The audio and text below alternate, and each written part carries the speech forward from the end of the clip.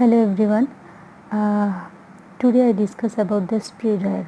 What is the working function, advantages, disadvantages of the spray dryer? It is another type of dryer of heating purpose.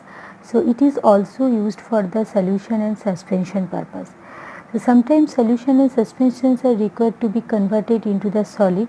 So this is done by the using special type of dryers. Okay, the main purpose of these dryers is to spread in the liquid to a large surface area so that drying can occur rapidly. So already I have told the working and advantages, disadvantages and the application of the drum dryer. But now I am discussing about the spray dryer. It is also used for the solution and suspensions purpose. So everyone can see that this is the diagram of the spray dryer. Okay, so middle part is a atomizer, and spray dryer means this type of dryer is used as a sprayer. So when the liquid droplets are readily evaporated and get converted into the solid particles, that time these solid particles will be called a drying particles, and it should be done by the atomizer process. So in a spray dryer, the liquid to be dried is sprayed in the form of mist. Okay, in this case, when the liquid droplets are evaporated and get converted into the solid particles at the bottom of the chamber, that is called a mist.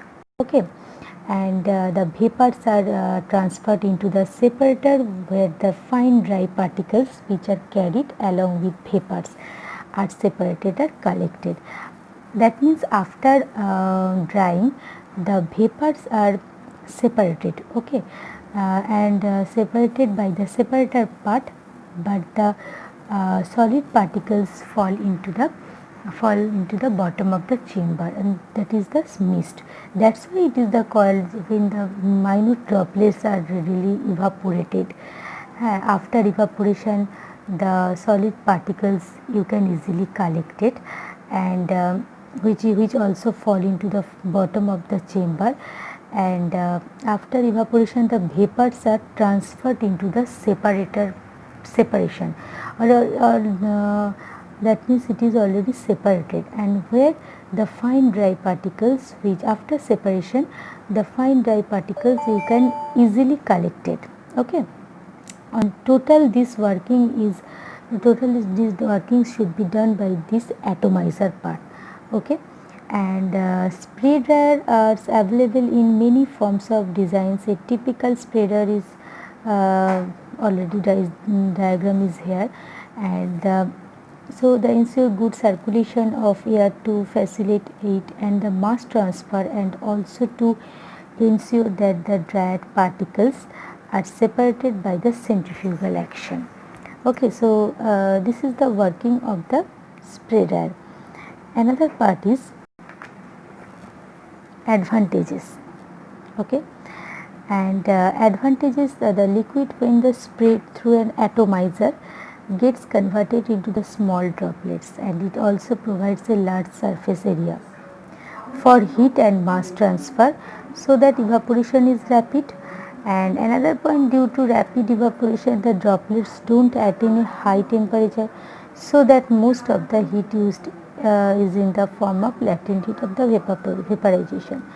The dry product obtained has a high density, also labor cost is very low, and the product obtained is free flowing, having almost spherical particles.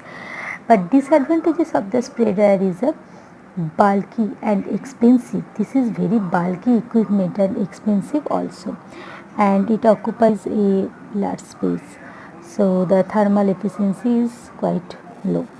So this is the disadvantages.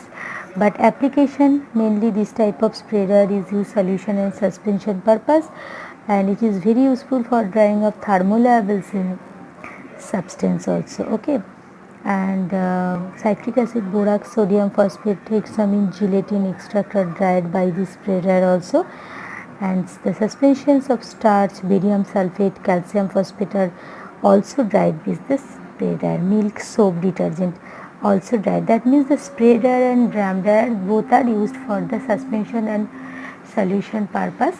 So this is very important equipment for the pharmaceutical industry also. But disadvantage is this is a bulky equipment, and this type of equipment occupy a large space. So this is the disadvantage, but there are many type of advantages as also here.